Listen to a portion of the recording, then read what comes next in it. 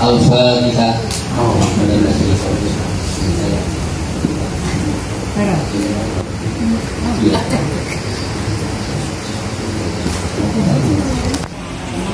Bismillahirrahmanirrahim. Assalamualaikum warahmatullahi wabarakatuh.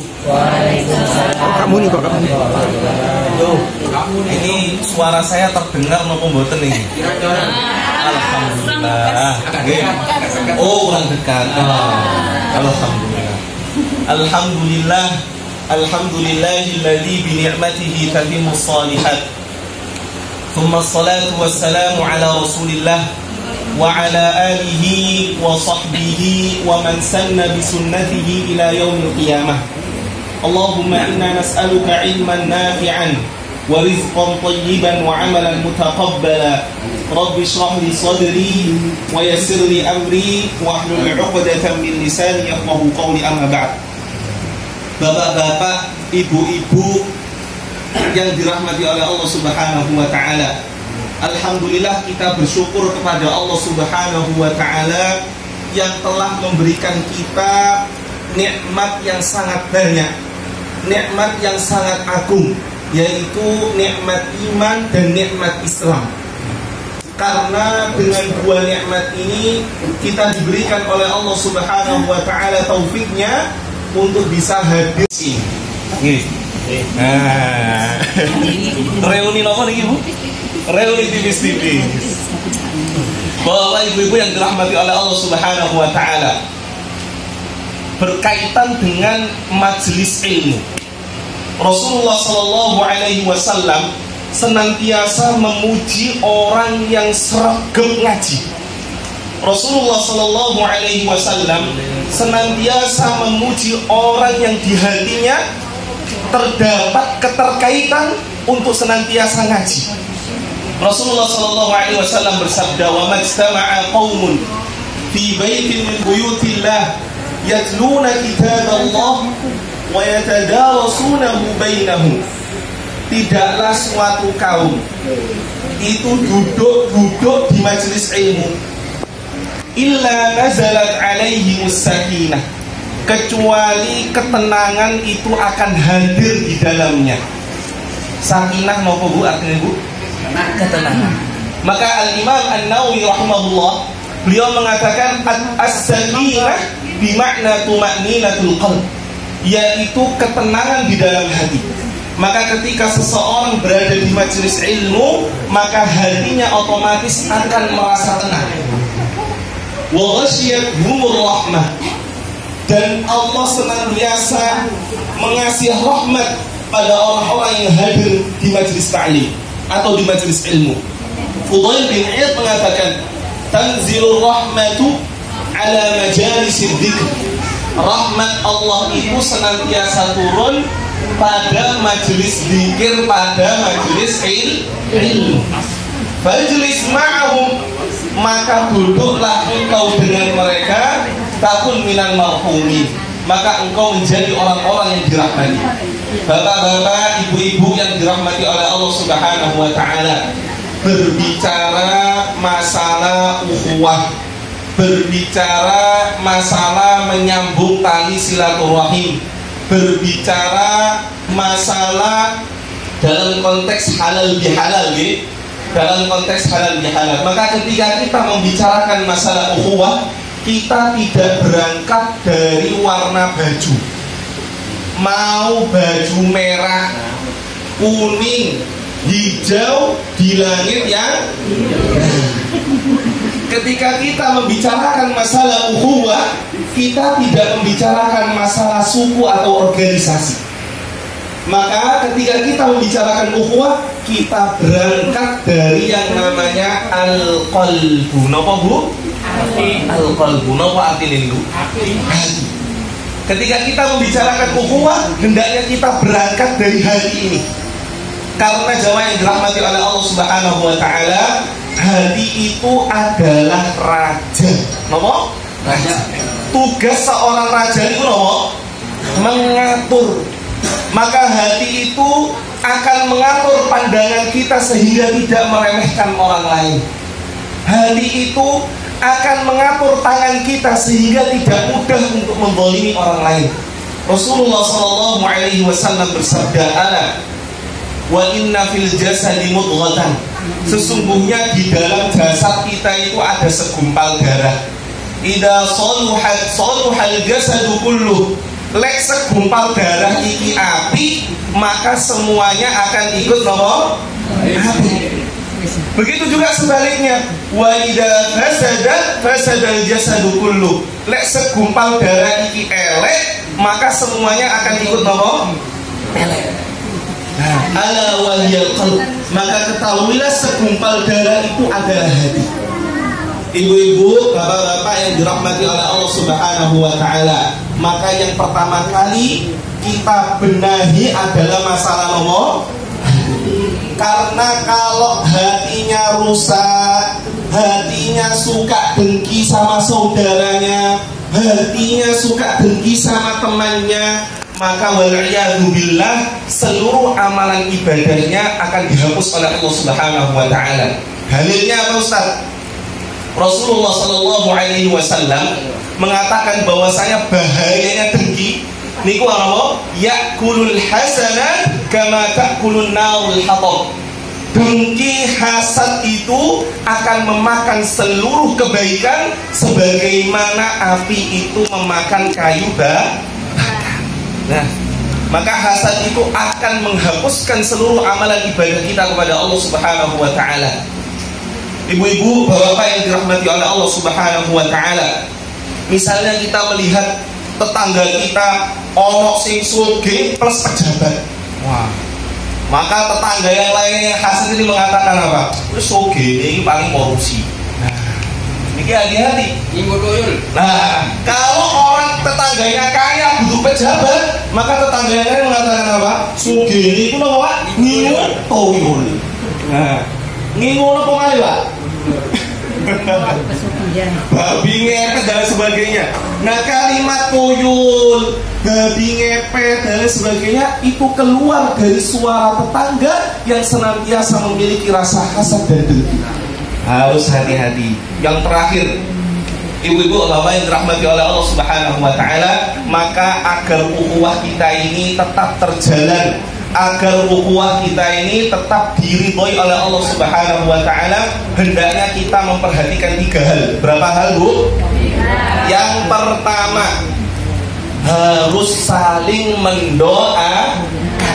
Hendaknya ketika kita bertemu dengan teman kita, ya, yang pertama kali keluar dari lisan kita itu adalah doa. Masya Allah, barakallahu fiik. Semoga Allah memberkahi pekerjaanmu. Semoga Allah Subhanahu wa ta'ala memberkahi kehidupanmu.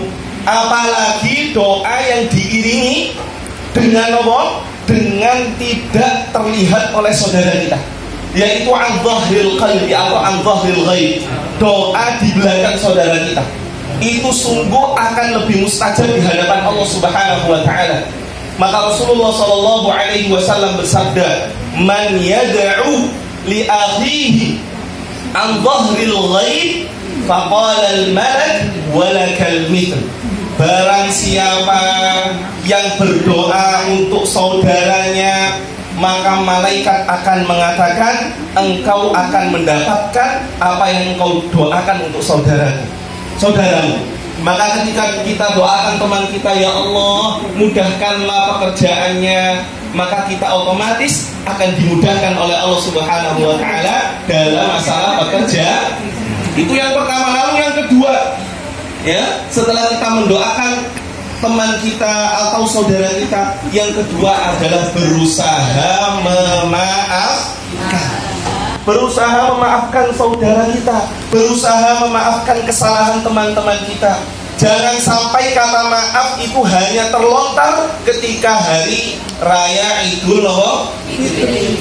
Jangan sampai kata maaf itu hanya terlontar di pajangan foto, di share di WA, captionnya apa? Minal aidin wal faizin. Mohon maaf lahir dan batin. Jangan seperti itu.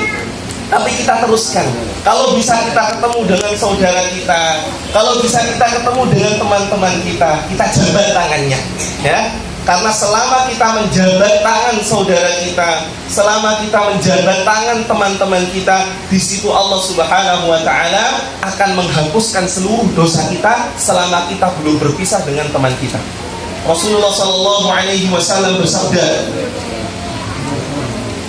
ini saya agak lupa nih, sekedar.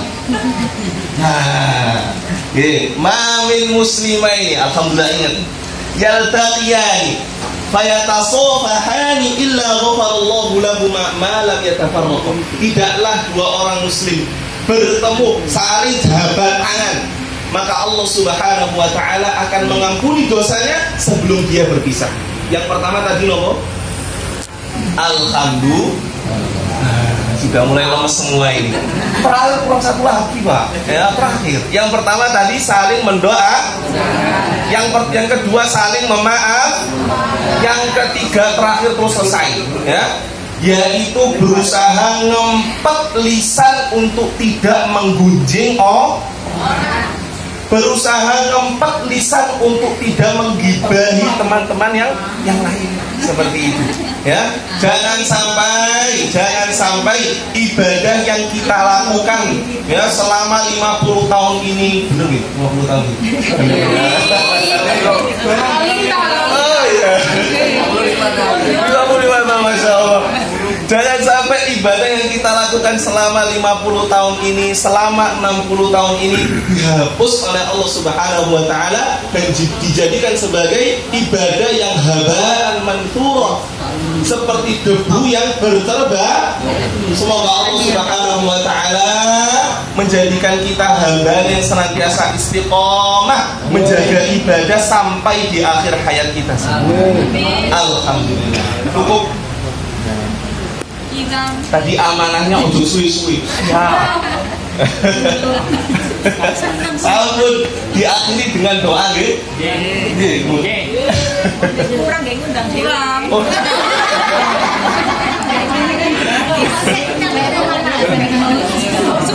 Oh, untuk saat ini tidak ada sesi pertanyaan, Bu.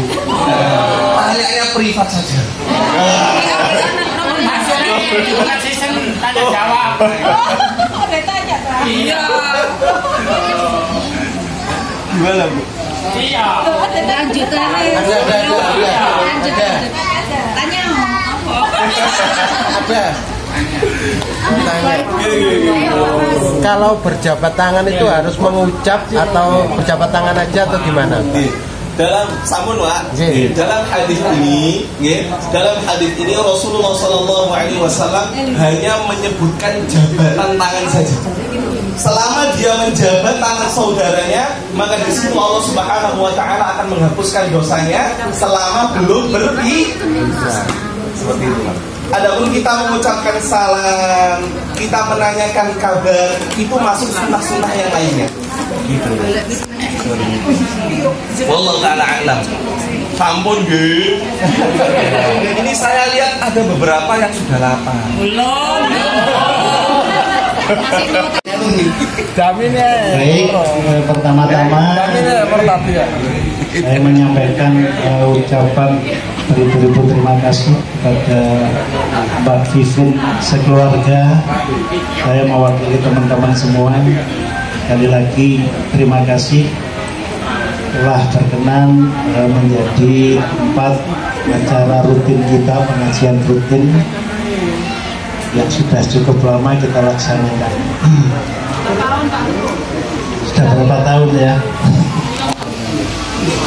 Yang kedua, ucapan terima kasih juga saya sampaikan kepada teman-teman panitia, Mas Gulung, Mas Mukmin, yang telah mengawal acara ini sedemikian istiqomah sehingga hikmah yang bisa kita ambil dari acara ini adalah salah satunya adalah silaturahim,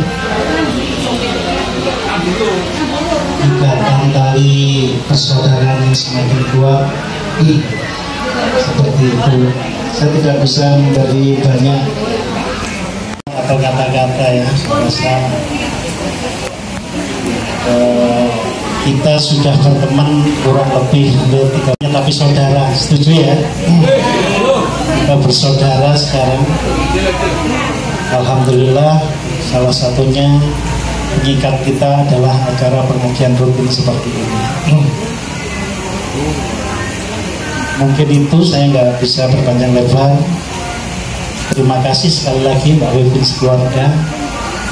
Terima kasih kepada Gus siapa tadi ya dari Pak Kes ya, tetangga sama saya di Sawi Jajar. Baik, mungkin itu kurang lebihnya saya mohon maaf. Wabillahi taufiq wal hidayah. Wassalamualaikum warahmatullahi wabarakatuh.